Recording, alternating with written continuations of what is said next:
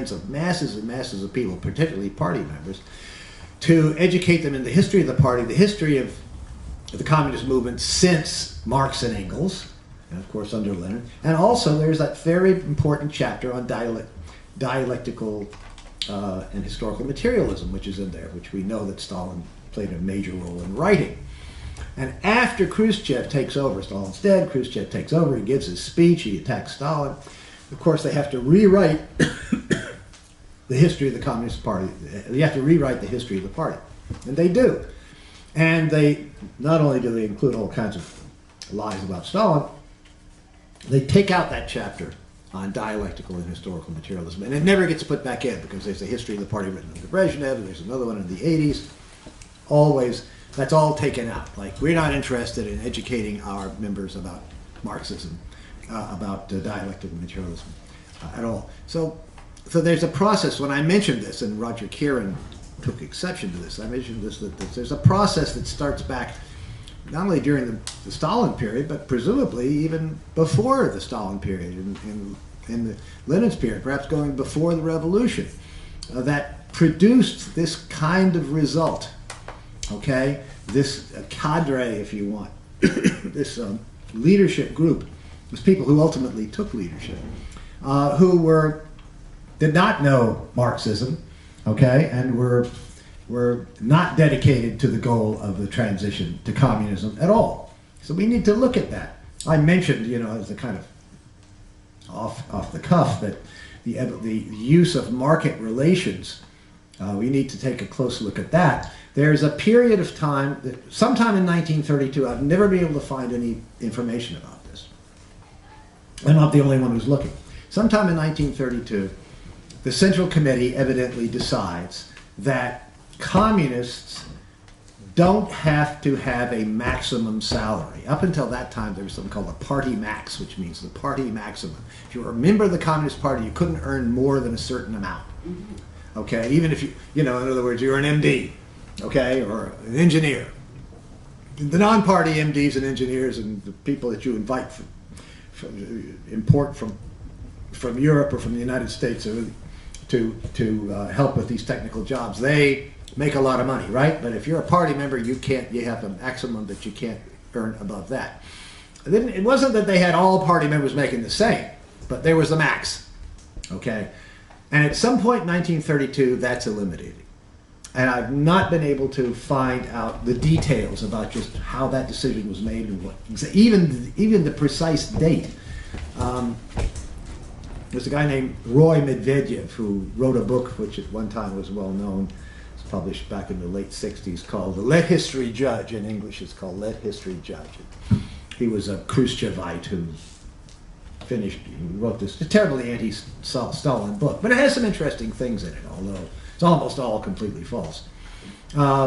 He's still alive. He's like 95 years old. Still writing. I'm sorry, what was the name of it?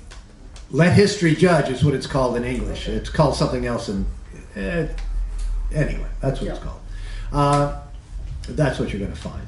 And somewhere in that book, he says this decision was made on February the 8th, 1932.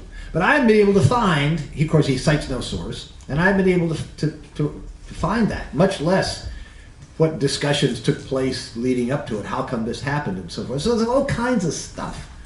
Now, another interesting wrinkle of all of this business about, you know, paying people different salaries is there isn't much to buy with all of that. Okay? It's not like you have a consumer society and you can run out and buy a Rolls Royce. Okay? What do you do with all this money? Apparently, some of the party leaders who made pretty good salaries either gave it away or stuffed it in their desk drawers where it was found after they'd have. What are you going to spend it on? You're going to go to a restaurant? I mean, what are you going to do? You know? You can't, so this whole issue of the role of the market and the role of the money economy, we need to understand that better. But I'm very suspicious of it. Okay, let me say that there are three people here still, and I have been told by Jean that we do have the room available. I do want to finish. For those who want to leave, maybe they can leave, but I think we'll continue with those who are staying, to stay with our discipline. Can I get online again since I didn't talk? No, first I have to get all the. I just want to be online. I have you, Three people. and then there's 3 people, and then we'll come back to Well, it. could you make the announcement about lunch, Raj? Answer my gulag and. Yeah, I'm going to get to that in a sec. Yeah, Could I you know, get- but I'm. Could you make the announcement about lunch, so that people Yes, people yes. who want to stay and Yeah, don't run okay. away? Yeah, there's we have. We're going to go to Seta Thai restaurant, which is 2 blocks this way, 6230 Telegraph.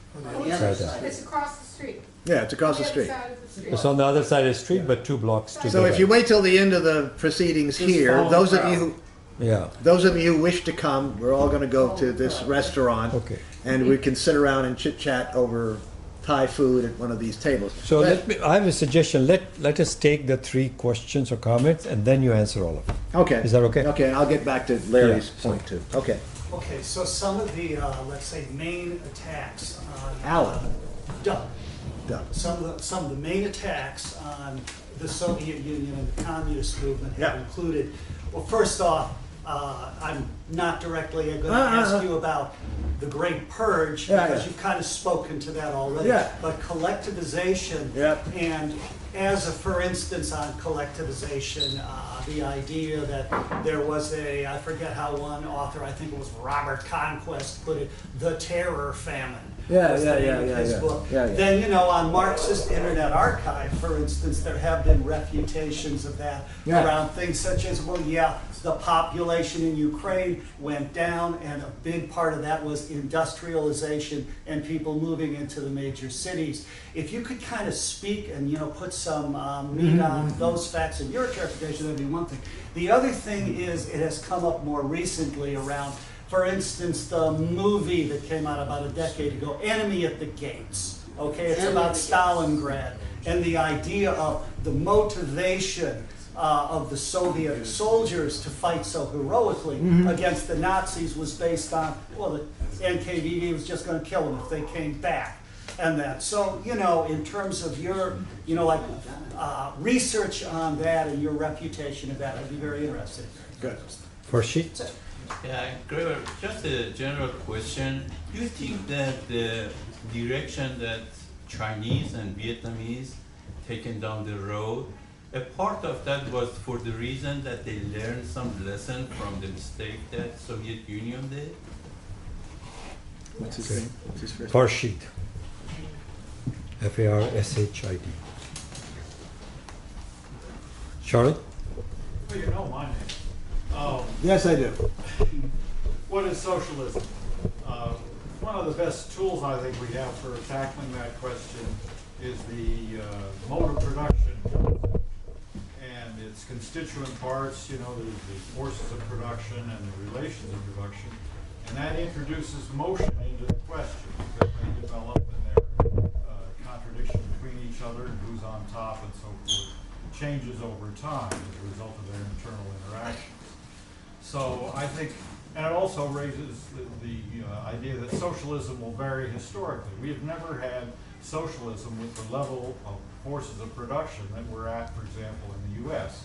So that is going to affect what socialism in the U.S. is as compared to basically what you had in the Soviet Union, and perhaps even more so in early post-49 China, was an agrarian society seeking to follow socialist industrialization as opposed to capitalist industrialization.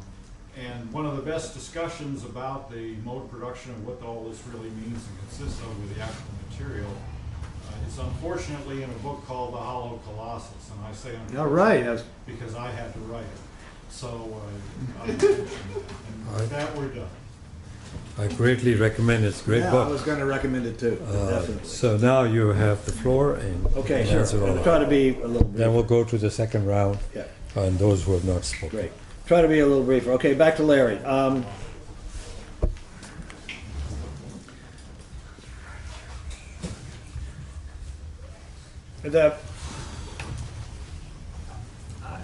Again, I go into the business about the Eastern Poland, Western Soviet Union issue on the articles that I've mentioned before, this article on my webpage, and then again extensively in my book Blood Lies, and also Kotkin's interpretation of this in my book Stalin Waiting for the Truth.